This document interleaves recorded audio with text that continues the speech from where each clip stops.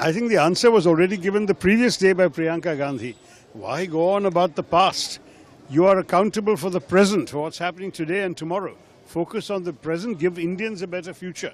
What has happened in the past is history, we can let historians debate it. I myself have written about all these things, but I'm not entering into that debate because for me, right now, the government is responsible for the condition of Indians today, for the workings of the Constitution today, and frankly, for the future of our young people. We are a youthful country which needs to dream of a better future. Let's focus on that.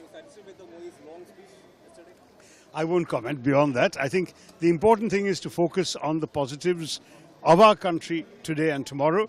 Let's not dwell too much on all these things. I'm impressed by the list of various initiatives he has undertaken, but he has obviously omitted all the negatives that we have been pointing to, from the hollowing out of the autonomy of our institutions, the misuse of the UAPA, the demonization of minorities, the lack of social justice for many people and the poor, and finally, there is absolutely, sadly, no doubt that there is a real problem facing our country today in terms of youth unemployment. The young people, really, they even come out of college and they don't get jobs. We have the highest level of youth unemployment in the world.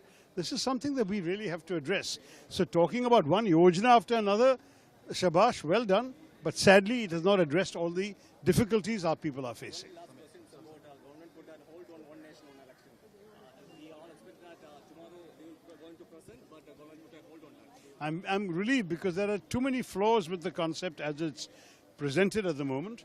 It fails to take into account why we even have the kind of slipping schedules we have today, after we had begun in 1952 as one nation, one election.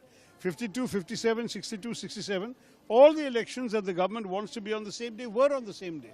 It is only because governments fell, coalitions fell apart, people lost votes of confidence, or governments were dismissed and they had to come back another time, or a government decided to call an early election. All these reasons can still happen in the future.